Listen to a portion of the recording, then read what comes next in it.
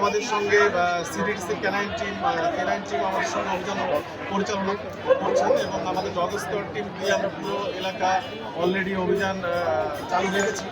এখন আমাদের আরও অনেকগুলো টিম, মোহাম্মদপুর থানা টিম এবং সিডিটিসির যে টিম রয়েছে তারা ভাগ হয়ে আমাদের বিভিন্ন অভিযান পরিচালনা করছে এবং এই অভিযান আগামীতে আরও অনেক সময় ধরে পরিচালিত হবে।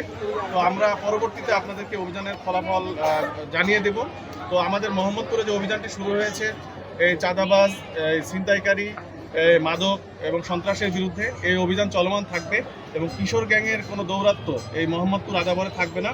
আমরা সেভাবে কাজ করে যাচ্ছি। আমাদের তেজগাঁও ডিভিশন এবং আমাদের মোহাম্মদপুর জোনাল টিম, সেই সাথে ডিএমপির যে গোয়েন্দা ইউনিট এবং সিডিটিসি ইউনিট সবাই সম্মিলিতভাবে আমাদের সঙ্গে রয়েছে। আপনারা আমাদের পাশে থাকলে আমরা আগামীতে মোহাম্মদপুরকে আস্তে আস্তে এই সন্ত্রাসের যে জনপদ এখন আস্তে আস্তে তৈরি হওয়ার যে অপচেষ্টা চলছে সেখান থেকে আমরা ফিরিয়ে আনতে পারবো। রমজানের পরিসংখ্যানটি এই মুহূর্তে আমি আপনাকে দিতে পারছি না, তবে আমাদের প্রত্যেক দিনই আমাদের টিম কাজ করে আসছে।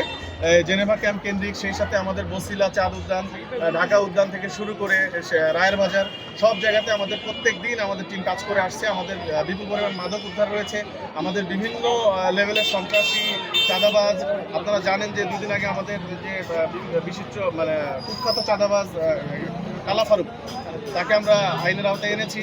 আদাবরে যে ঘটনাটি ঘটিয়েছিল আমাদের কাল্লা রাসেল সহ যে 5 জন এমব্রয়ডারি কারখানায় গিয়ে ঘটনা ঘটিয়েছিল চাঁদাবাজি, তাকে আমরা আইনের আওতায় এনেছি।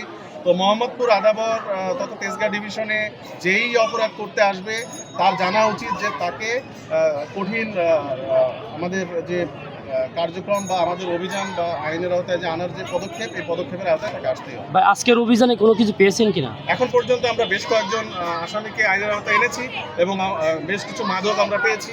অভিযান আমাদের এখন চলমান রয়েছে। পরবর্তীতে আপনাদের আমরা ফাইনালি অভিযানের রেজাল্ট আমরা জানাই।